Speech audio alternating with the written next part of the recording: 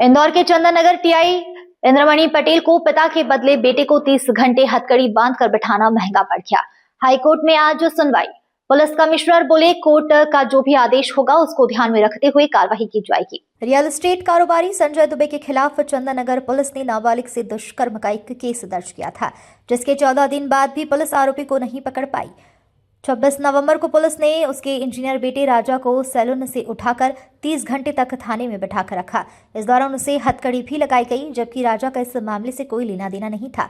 राजा को बगैर किसी अपराध थाने में बैठाने पर उनके साले आकाश तिवारी ने हाईकोर्ट में बंदी प्रत्यक्षीकरण याचिका दायर कर दी, जिसमें आरोप लगाया गया कि राजा के खिलाफ कोई केस नहीं है। इसके बावजूद भी उसे हथकड़ी लगाकर थाने में रखा गया।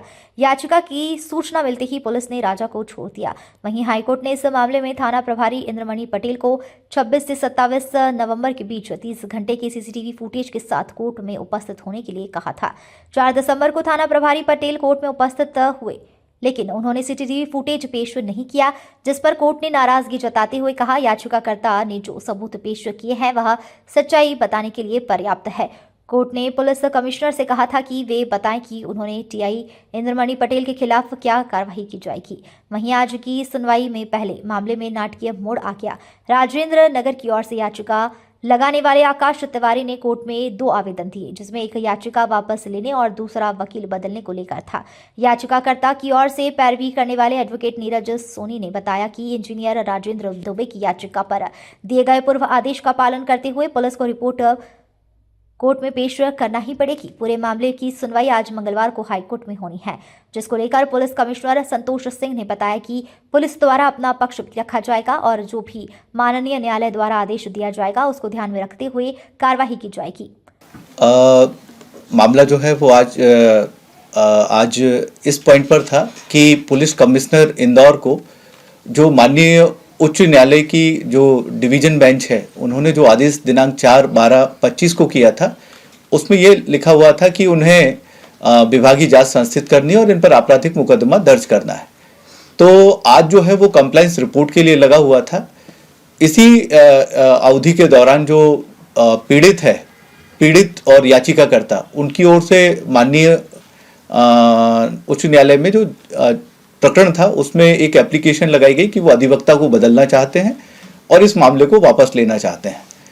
तो आज जो है सुनवाई के दौरान जैसे ही मामला शुरू हुआ तो उनकी ओर से जो भी अधिवक्ता हैं वो उपस्थित हुए और चूंकि मेरा नाम जो है उस समय तक अभिलेख पर था, तो मैंने माननीय न्यायालय से निवेदन किया कि चूंकि इस मामले में जो इंद्रमणि पटेल हैं उनको गिल्टी होल्ड कर लिया गया है कि इन्होंने जो है वो फंडामेंटल राइट्स का वायलेशन किया है, और साथ ही मैंने ये भी निवेदन किया कि ये मामला एक थाने का नहीं है, पूरे देश के थानों का है, जहां पर पुलिस अवैध रूप से स्वयं के निर्मित कानून के आधार पर लोगों को बैठाए रखती है।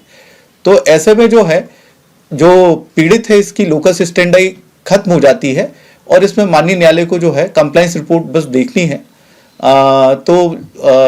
जो पीड़ित है वो भी उपस्थित थे याचिकाकर्ता। उससे माननीय न्यायालय ने पूछा कि आप जो है इस मामले में बिना किसी भय या दबाव के जो है इस मामले को वापस लेना चाहते हैं, तो उन्होंने कहा हम पर कोई दबाव नहीं है। दोबारा भी माननीय न्यायालय ने यह पूछा कि आप पर कोई दबाव तो नहीं है, तो उन्होंने कहा नहीं, मुझ पर कोई दबाव नहीं है, और इस तरीके से पिटीशन जो है विड्रॉल का ऑर्डर पास कर दिया गया।